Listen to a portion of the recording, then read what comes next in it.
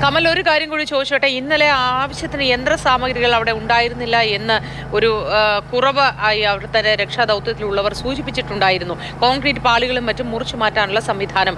ഇപ്പോഴത്തേക്കും ആ സംവിധാനങ്ങളൊക്കെ അവിടെ കുറച്ചെങ്കിലും എത്തിക്കാൻ സാധിച്ചിട്ടുണ്ടോ?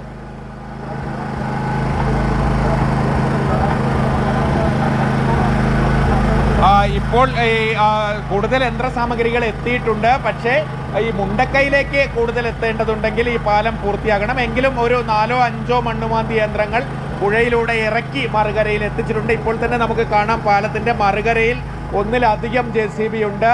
ഹിറ്റാച്ചി ഉൾപ്പെടെയുള്ള യന്ത്രങ്ങൾ ഈ പാലത്തിൻ്റെ മറുകരയിൽ തന്നെയുണ്ട്. മുണ്ടക്കൈയിലേക്കും അത്തരത്തിൽ യന്ത്രങ്ങൾ എത്തിച്ചിട്ടുണ്ടാകും മറുകരയിൽ എത്തിയ സ്ഥിതിക്ക് എന്നാണ് ഞാൻ പ്രതീക്ഷിക്കുന്നത്.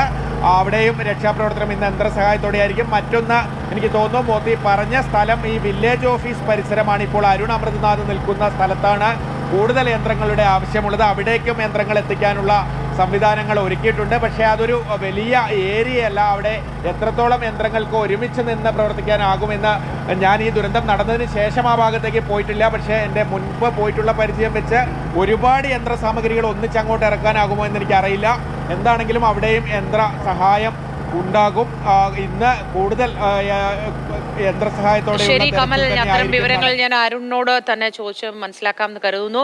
അരുൺ അമൃതാഥ് ഇപ്പോൾ വില്ലേജ് ഓഫീസിന്റെ പരിസരത്ത് നിന്നും ഒപ്പം ചേരുകയാണ്. അരുൺ, നമസ്കാരം. ഇന്ന് കൂടുതൽ യന്ത്രസാമഗ്രികൾ എത്തിച്ചിട്ടുണ്ടോ? ഏത് തരത്തിലാണ് ഇന്ന് അവിടെ രക്ഷാദൗത്യം പുരോഗമിക്കുക?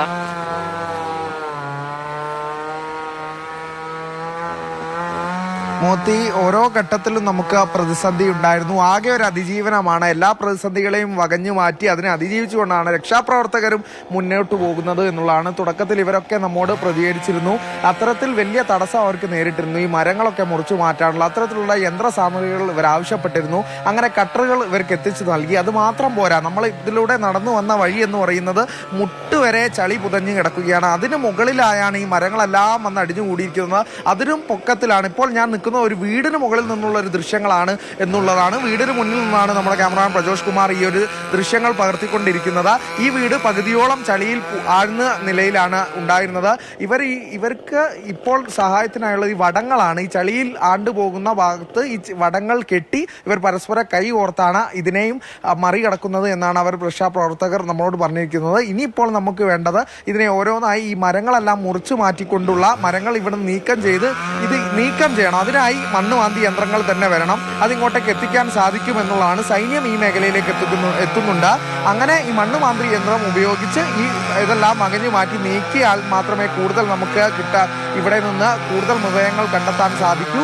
23 മൃതദേഹങ്ങൾ ആദ്യം കിട്ടിയ ഒരു മേഖലയാണ്. 16 മൃതദേഹങ്ങൾ രണ്ടാം ദിവസം കിട്ടിയ മേഖലയാണ്. ആദ്യ ദിനത്ത് സത്യം പറഞ്ഞാൽ ഈ ഒരു മേഖലയിൽ ഒരു വീട് മാത്രമേ ഉള്ളൂ. പക്ഷേ ഇത് വന്ന് അടിഞ്ഞു ചേർന്ന ഒരു മേഖലയാണിത്. ഈ എല്ലാ പ്രദേശത്ത് തൊട്ട ദൂരേക്ക് ക്യാമറ സൂം ചെയ്താൽ നമുക്കൊരു നീരൊഴുക്ക് കാണാമെന്ന് തോന്നുന്നു. ഇതാണ് ചാലിയാറിലേക്ക് ഈ മൃതദേഹങ്ങൾ ഒലിച്ചു പോയതായി നമ്മൾ സംശയിക്കാവുന്ന ഭാഗമെന്ന് ഇവരെ പ്രദേശവാസികൾ പറയുന്നു. ഇതിലൂടെ ഒലിച്ചു പോകാനുള്ള സാധ്യതയുണ്ട്. നേരെ ചാലിയാറിൻ്റെ ഒരു കൈവഴിയാണ് കാണുന്നത്. അങ്ങനെ വന്ന് അടിഞ്ഞു ചേർന്ന ഒരു ഭാഗമാണ്. അത്തരത്തിലൊരു ദുരന്ത ഭൂമിയുടെ ഒരു ആഴം കാണുന്ന ഭാഗമാണ്. ഇത്തരത്തിൽ ഇങ്ങനെ വിശാലമായ ഈ മണ്ണ് ഇങ്ങനെ മൂടിക്കിടക്കുകയാണ്. ഇവിടെ